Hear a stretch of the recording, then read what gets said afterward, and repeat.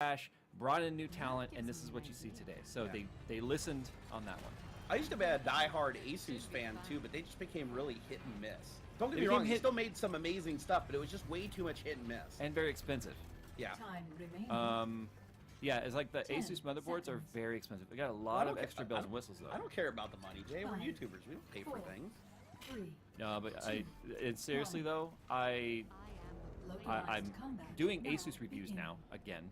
I say again for the first time since I started my channel. They finally are like, hey, we want to work with you, so that should be good. But yeah, so I just answered that one there. I think I'm getting towards the top here, Jerry, and then you can do yours.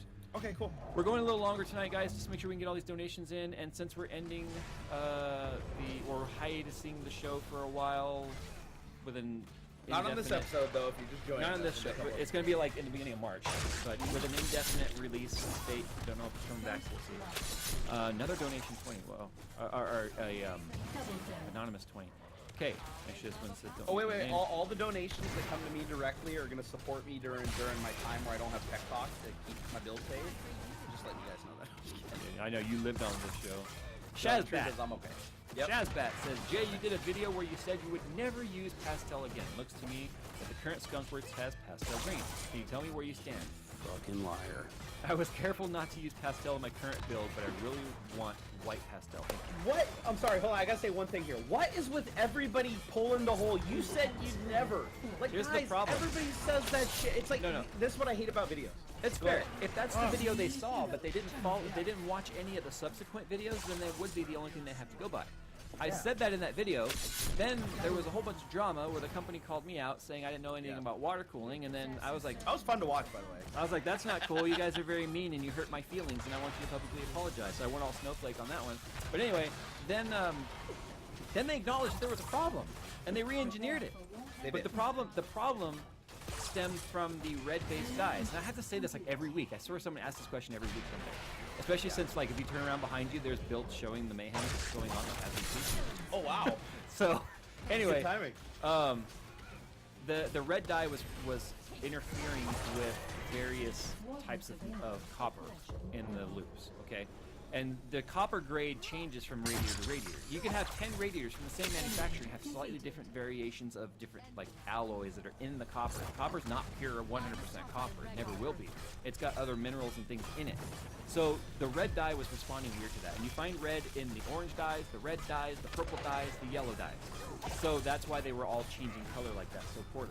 The dyes that are blue, the dyes that are the green, those shades that don't have red in them, you know I can see you, right? Okay. I'm picking your nose with that knife. The shades that don't have red, like the blue and the green and the white, those usually hold up just fine. I have had the green going now in Skunkworks for a while, no problem. I've had the blue going in the Nano S build that I did for the Fractal build with the glass tubes now for going on, 10 months? No issues whatsoever.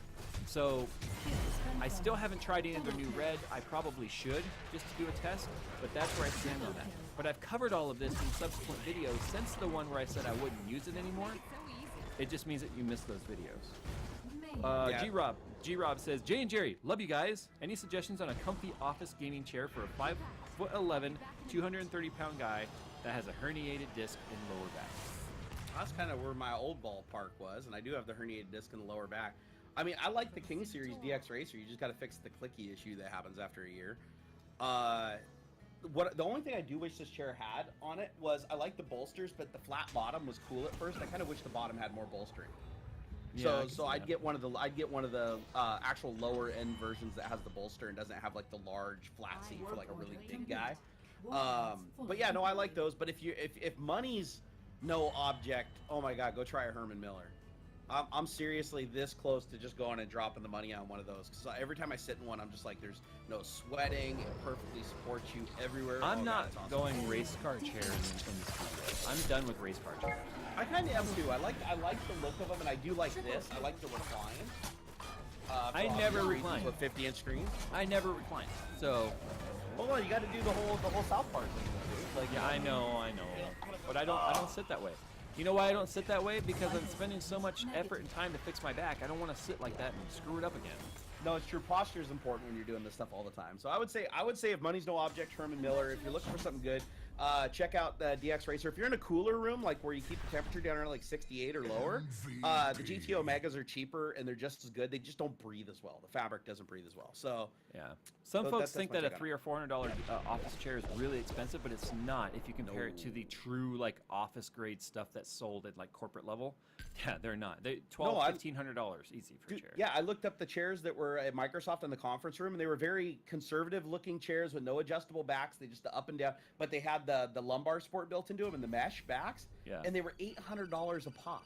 Because Yeah. I wanted to buy one for my house, and I was like, $800 for a freaking office chair, but they last forever. The pistons in them are like super industrial. Arctic Zap says, since you were talking about EVGA motherboards, do you think EVGA will ever build an AMD AM4 motherboard, or is EVGA anti-AMD?